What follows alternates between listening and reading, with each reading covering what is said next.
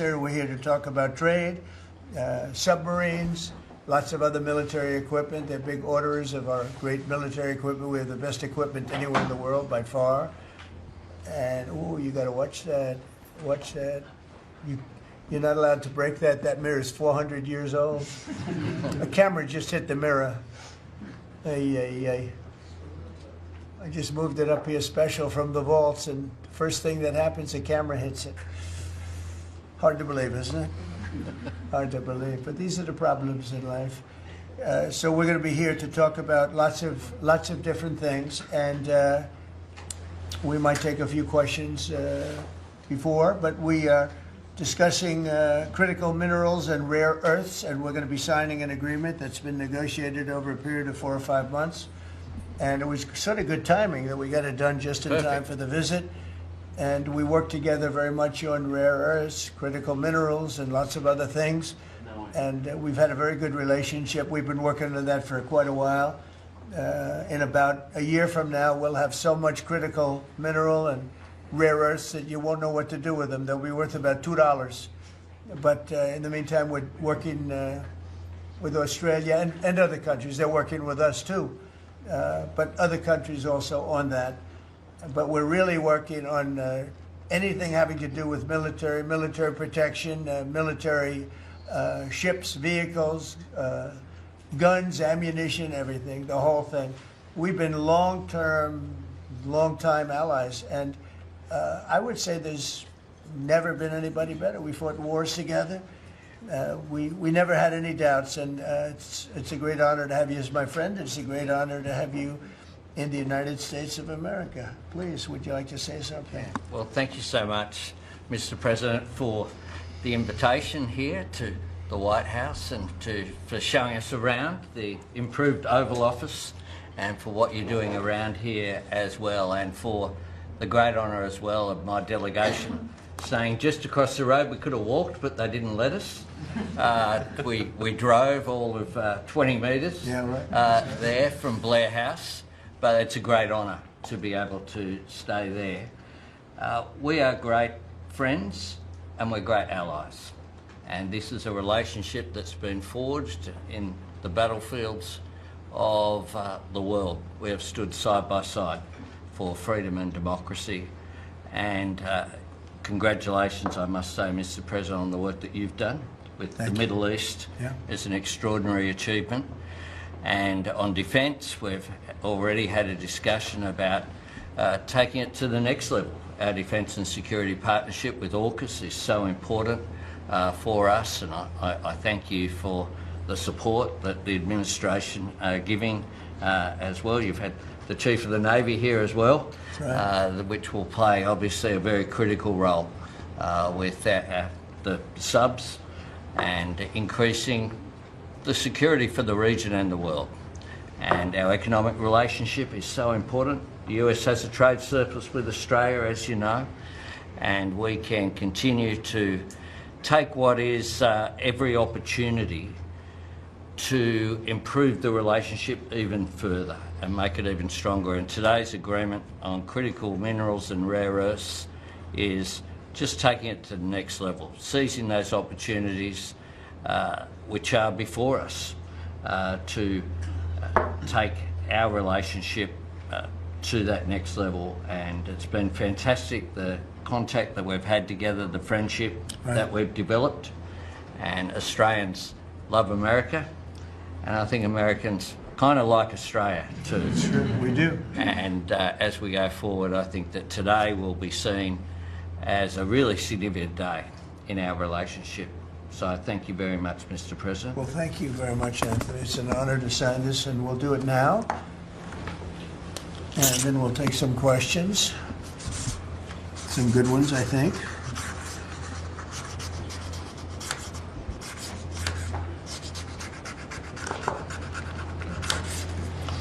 Okay.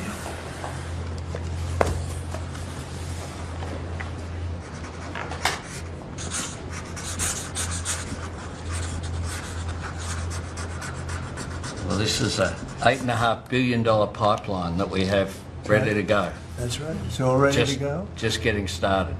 And we're doing a real job on rare earth and many other things.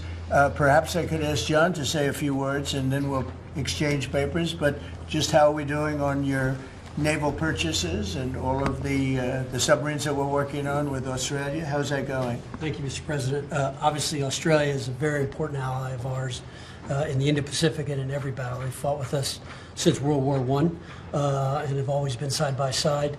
The facility that they're building, Surf West, is critical and very important to our ability to project power in the Indo-Pacific and work with our allies. So we're working very closely. I think what we're really trying to do is take the original AUKUS framework and improve it for all three parties and make it better and clarify some of the ambiguity that was in the prior agreement. So it should be a win-win for everybody, sir. And the submarines that we're building for Australia are starting to really move along, right? The process is getting very exciting, isn't it? We're getting better. That's good. Very good. It's going to be great. Thank you very much. Maybe we'll hold this up. Okay. Here we go.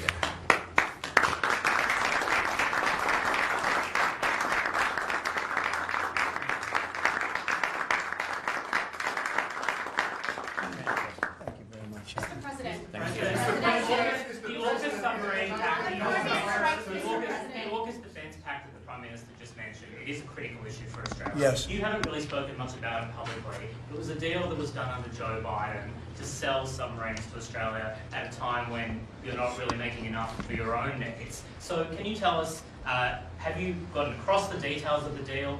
Do you support it, and will you honour it? It was made a while ago, and nobody did anything about it, and it was going too slowly. We do actually have a lot of submarines. We have the best submarines in the world, anywhere in the world, and we're building a few more currently under construction. And now we're starting, we have it all set. With Anthony, we've worked on this long and hard, and we're starting that process right now, and I think it's really moving along very rapidly, very well. But if the rate of submarine production doesn't continue, how can you guarantee Australia will get the boat? Oh, it's getting, oh no, they're getting it. At least 32 people have been killed in those. Excuse me, you're next. Thank you. Go ahead. China's bad behavior has really only gotten worse since the AUKUS partnership was formed. With that in mind, is the door open for Australia to get additional nuclear-powered submarines or other military capabilities not already in the deal? I think China's been very respectful of us. They're paying tremendous amounts of money to us as in the form of tariffs. As you know, they're paying 55%. That's a lot of money. They never were paying anything over years and years and years. But they were like anybody else. A lot of countries took advantage of the U.S. They're not taking advantage anymore. No, China's paying 55% and a potential 155% come November 1st unless we make a deal. And I'm meeting with President Xi. We have a very good relationship. We're going to be meeting in South Korea in a couple of weeks. And we'll see what we can do. We have a very good relationship with China, but you know, it's been probably a little bit like your relationship with China. They try and take advantage, but most countries do. I mean, I can say the European Union took advantage, but not anymore. We worked out a very fair trade deal. Japan, we worked out a very fair deal. South Korea, where I'll be meeting President Xi, we worked out a very fair deal. And I expect we'll probably work out a very fair deal with President Xi of China.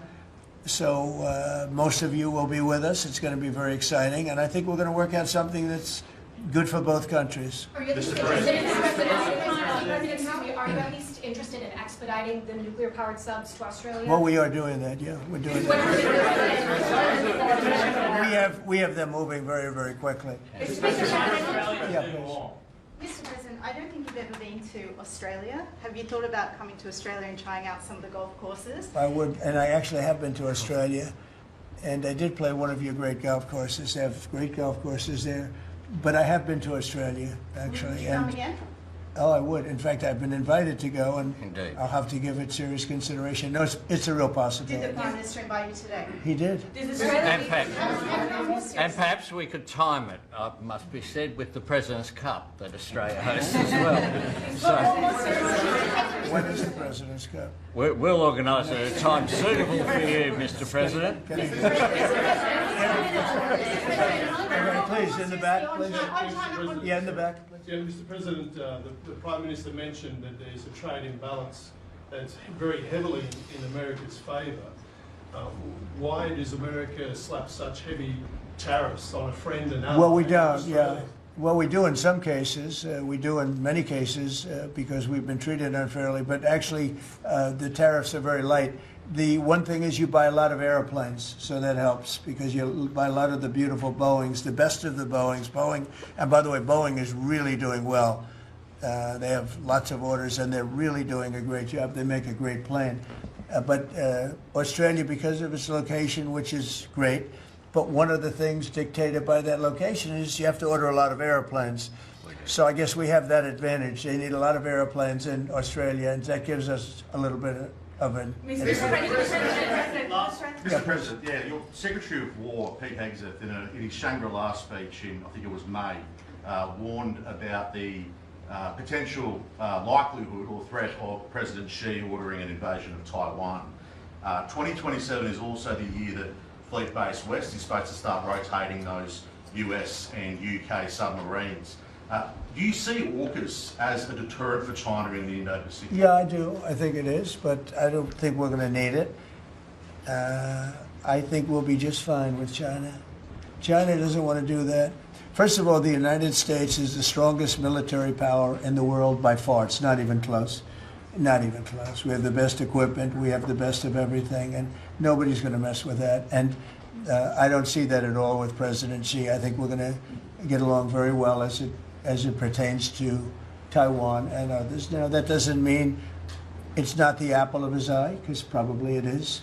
But I don't see anything happening. We have a very good trade relationship. We're going to have a very good, I think when we leave South Korea, could be wrong, but I think we'll end up with a very strong trade deal. Both of us will be happy. No, I don't see that happening, no. Given the trade surplus that the US enjoys with Australia, would you consider lifting the tariffs that you've imposed on Australia? And can you give us any details about the critical... Yeah, well, the tariffs have been amazing because, tariffs have been really a reason that I was able to settle almost all of the, I've settled 8 wars in 8 months. Not bad. I have one more to go. It's Russia-Ukraine, and I think we'll get there, but it's turned out to be nasty because you have 2 leaders that truly hate each other, You can't have it all, right? They hate each other beyond all else, and it makes it actually a little bit difficult. But we try, of the 8 deals, I would say because of tariffs, 4 or 5 of them were settled. It's an amazing thing, the power of tariffs in terms of our country. But tariffs have always been used against us. We never use them against anywhere else. And now you have a president that for national security reasons and other reasons is using them. And we've become a very rich nation again and a very secure nation again. But we've also become a nation that used that power of tariffs and the power of trade to settle 5 of the 8 wars that I settled. I settled 8. I'm very proud of that. Nobody else has settled 1. I don't think there's been an American president that settled 1. I think there probably hasn't been outside of the 2 countries involved, or however many are at war.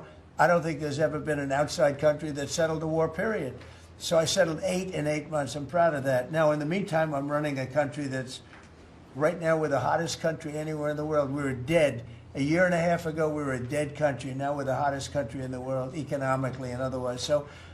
But I will say this, Australia pays very low tariffs, very, very low tariffs. In fact, Australia pays among the lowest tariffs. Please, go ahead. Mr. President, there's been concern in Australia that it's taken 9 months to get this meeting. Have you had any concerns with this administration, with its stance on Palestine, climate change, or even things the ambassador said about you in the past, the Australian ambassador? I don't know anything about him. I mean, if he said bad, then maybe he'll like to apologize. I really don't know. Did an ambassador say something bad about him? Don't tell me. I don't know. Where is he? Is he still working for you? Yeah. You said bad? Before I took this position, Mr. President... I don't like you either. I don't, and I probably never will. Go ahead. No, you went. Go ahead, behind you, President. Mr. President, your Secretary of the Navy said there will be some clarifications around some ambiguities on AUKUS. Can you tell us? Well, he'll get that taken care of. These are just minor details that he'll take care Can I ask you specifically on... John, you're going to get that taken care of, right? There shouldn't be any more clarifications because we're just going now full steam ahead building. Yeah, please. Thank you. Mr. President, are you now satisfied with Australia's defence investment, or do you want Australia to invest more in defence? Well, I'd always like more, but they have to do what they have to do. You know, you can only do so much. I think they've been great. They're building magnificent holding pads for the submarines. It's going to be expensive, too. You know, you wouldn't believe the level of complexity, right, and how expensive it is. They're building tremendous docking because they have a lot of ships and a lot of things happening. And I think their military has been very strong, very, very strong. Over here, please. Mr. President, on the war that you haven't solved yet, the Ukraine-Russia situation, have you now locked in a meeting? And can you explain, just a few weeks ago at UNGA, you said that Ukraine could possibly win the war and well, they could. Territory, but now they could still win it. I don't think they will, but they could still win it. I never said they would win it. I said they could win. Anything can happen. You know, war is a very strange thing. A lot of bad things happen, a lot of good things happen. If you look at the Middle East, I would say prior to us hitting Iran so hard, we could have never made that deal because you would have had a dark cloud over the Middle East when we took out their nuclear capability, which was one of the great military maneuvers of all time. It was flawless. You saw that. Yeah. Those magnificent B-2s. I mean, that was a flawless move that was done by some very talented people, headed up by Pete and everybody else, and our great generals, and General in particular, Raisin Kane. We did a great job. And when that happened, everything was different, and we were able to get a deal. If we didn't do that, if it wasn't, you know, they wanted to do that for 22 years, Mr. Prime Minister. For 22 years, I had the pilots here, the B-2 pilots, and they came to the Oval Office, and I thought they deserved it. They flew 37 hours back and forth. We had 52 tankers up there. We had a lot of planes up there with them, but they were the primary plane. But we had a lot of planes, F-22s and F-35s and F-6. We had a lot of planes. But we had 52 tankers. Can you believe that? And it was just like a flawless mission. And when it was finished, the Middle East just opened up. Amazing. And they've wanted to do it for 22 years. The pilots came up to me. They said, you know, for 22 years, we practiced this maneuver 3 times a year for 22 years, our predecessors and us. These are now young pilots, you know, but they're older now. Predecessors practiced it. And they said, we never had a president that would let us do it, but I let him do it. And it totally opened up the Middle East. It took the cloud over the, you know, we had a dark cloud over the Middle East, and now it's all, I mean, we have a little situation relatively with Hamas, and that will be taken care of very quickly if they don't straighten it out themselves, because they're in violation of their agreement.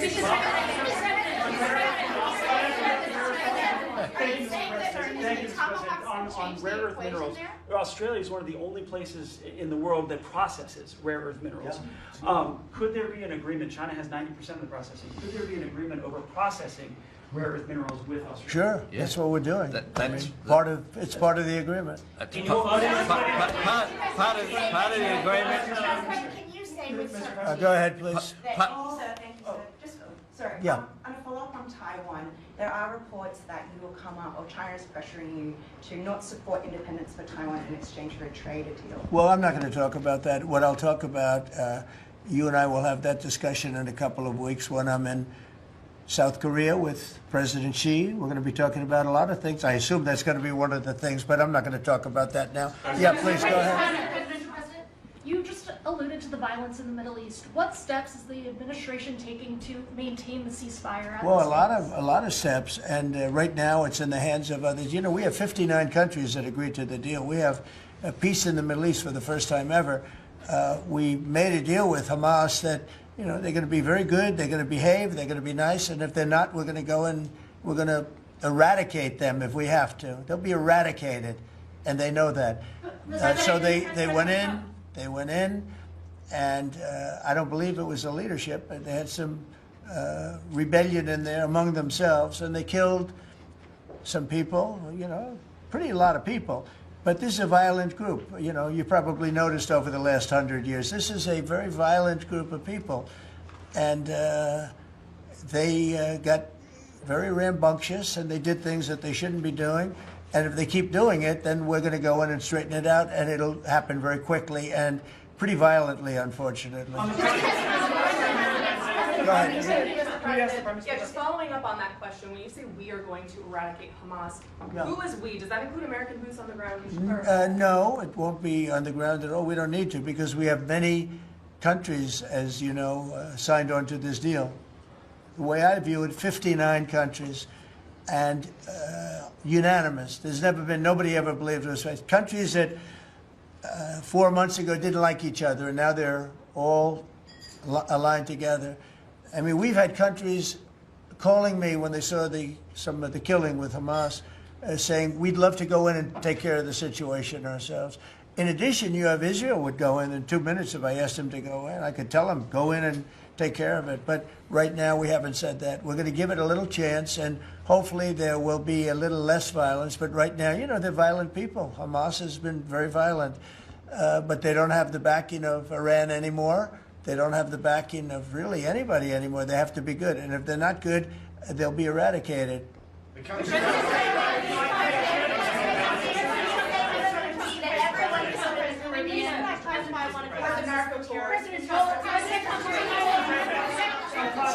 Were any innocent civilians killed in the Caribbean, Mr. President? Not you. Go on, please. Could the Prime Minister weigh in on more on the processing? Yeah. And can Australia expand the process of rare earths? Absolutely we can, and we have the capacity to do so, and part of this deal is very specific, $8.5 billion pipeline. There'll be $1 billion contributed from Australia and the United States over the next 6 months with projects that are immediately available. There's 3 groups of projects, ones that are joint activities between Australia and the United States, such as AUKUS. Secondly is projects that will be US investment that the US will undertake in Australia, including processing, and then ones that Australia will undertake, some as well. One of them is Australia, the US and Japan as well. So what we're trying to do here is to take the opportunities which are there. Australia has had a view for some time, a bit similar to putting America first. Right. Our plan's called A Future Made in Australia, which is about not just digging things up and exporting them, but how do we make sure that we have across the supply chains with our friends being able to benefit, seize those opportunities. So we certainly see part of what this is about isn't just digging things up, it's also about processing, including the joint ventures between Australia and the United States. Can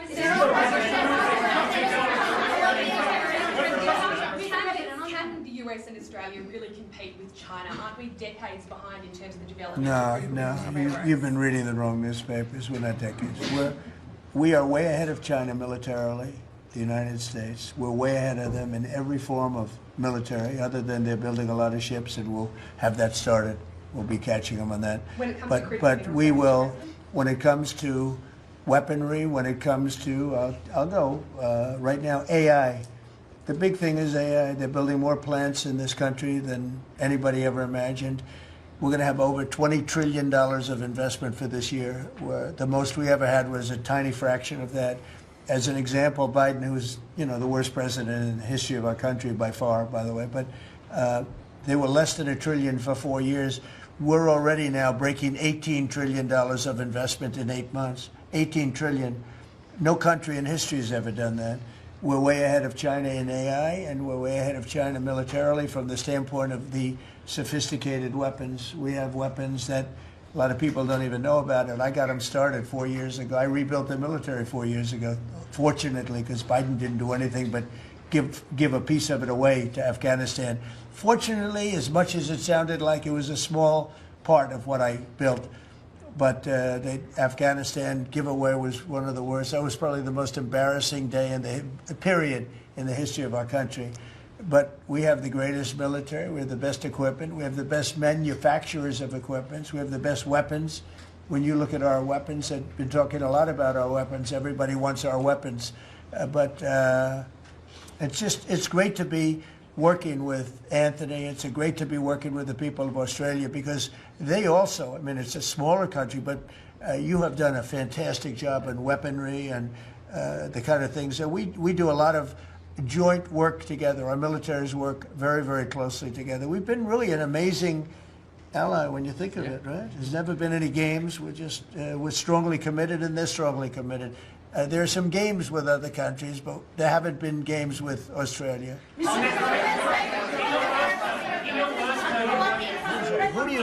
Where do you come from? I'm from Australia. Who are you The with? Sydney Morning Herald.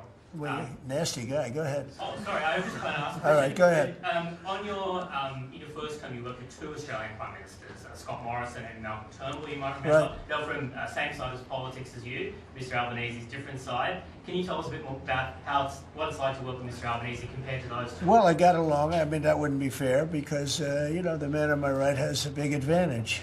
You know that, right? But I think he's doing a really good job, and we've had a very good relationship. I don't want to compare one with the other, but I'll tell you, this one is. They really have a great prime minister. Thank you. Okay, was that a good statement? I'll use it in my ads in 28.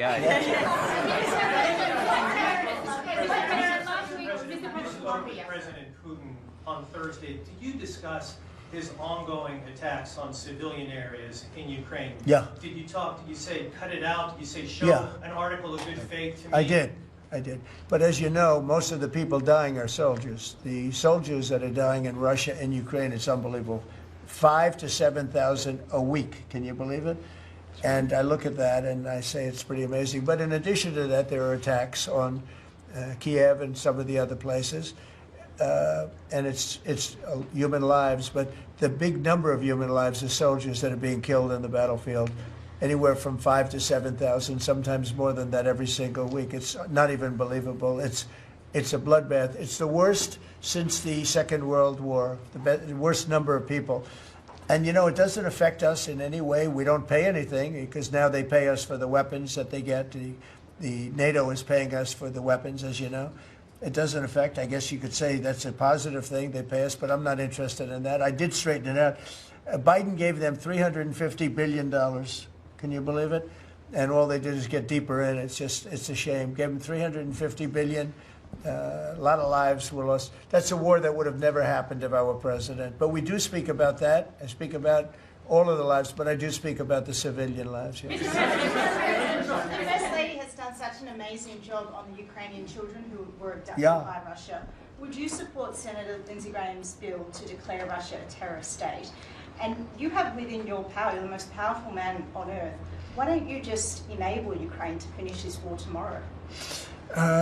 Well, if you knew anything about what you were talking about, you'd be able. You do. I don't think you do, really. I don't think you do because it's a little more complicated than that. But it sounds easy.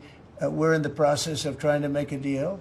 If we make a deal, that's great. If we don't make a deal, it'll be a lot of people are going to be paying a big price. Quiet. President Trump, so a question to both of you, if you don't mind. So I love his haircut. He's one of I'm going to try that. No, I love it. Go ahead. So, as we all know, China controls 90% of the global supply of critical minerals. They have launched attacks on Australian companies, primarily Lynas Rare Earths. What will happen to China if they don't play fair with this? So, it's a very interesting question.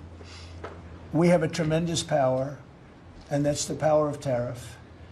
And I think that China will come to the table and make a very fair deal, because if they don't, they're going to be paying us 157% in tariffs. Right now, they're paying 55 to 57%. When I was first president, first term, we had the greatest economy we've ever had.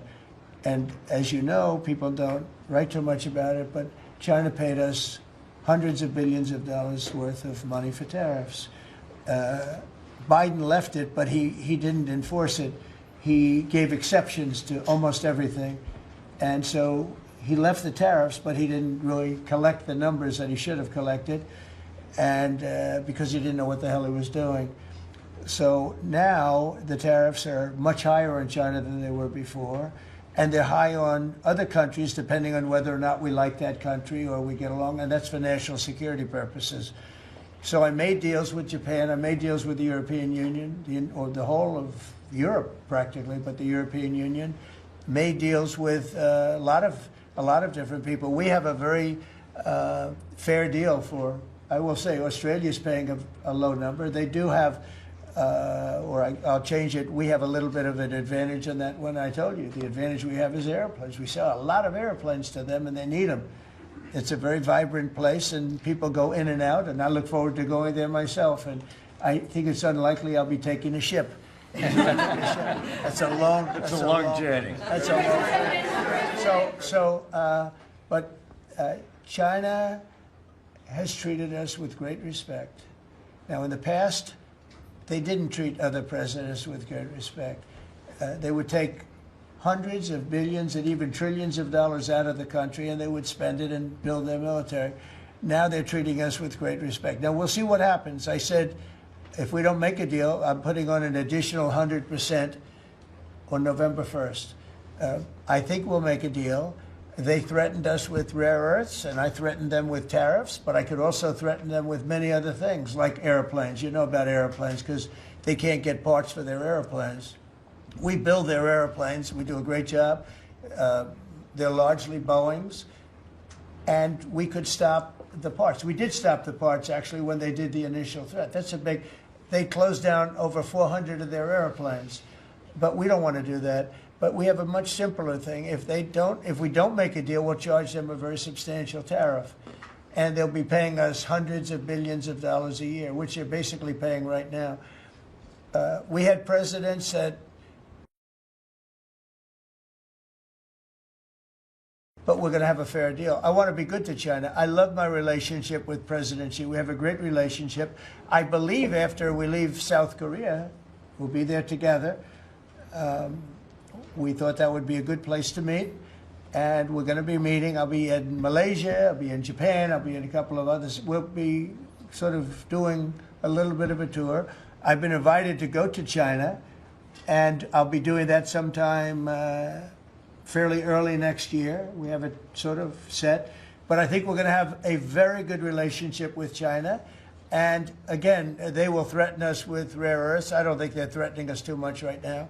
But they could do that, but I threaten them with something I think is much more powerful, and that's tariffs.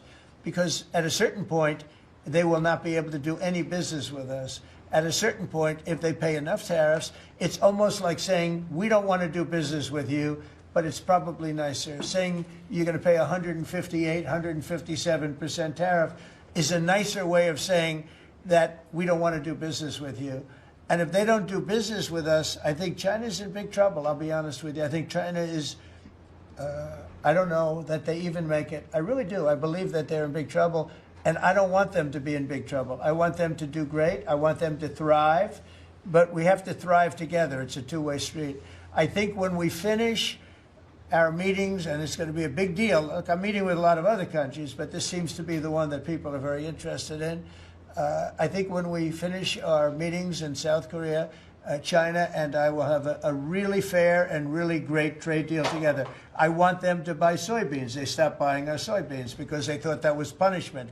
And it is punishment to our farmers, but we're not going to allow that to happen because I made a great trade deal with China, a $50 billion trade deal, and they were great about it. They were doing everything that they were supposed to do. And then when Biden came in, you know, I used to call President Xi all the time to say, thank you, or you're not buying enough. In other words, they were supposed to buy. Biden, do you think Biden ever called him? I don't think Biden ever called him. You think Biden lied awake at night thinking about trade with China? He didn't know what he was doing. He was an incompetent president. We had an incompetent president, but you don't have that anymore. So I think we're going to end up having a fantastic deal with China. It's going to be a great trade deal. It's going to be fantastic for both countries, and it's going to be fantastic for the entire world. Thank you very much, everybody. President Donald Trump hosted Australian Prime Minister Anthony Albanese at the White House, where the two leaders discussed a wide range of issues, from trade and defense to global security challenges, before taking questions from reporters. Trump opened the press session by praising Australia as one of America's strongest allies, emphasizing the deep historical and strategic bonds between the two nations. He described the meeting as tremendously productive, highlighting new agreements on defense cooperation, critical minerals, and economic development.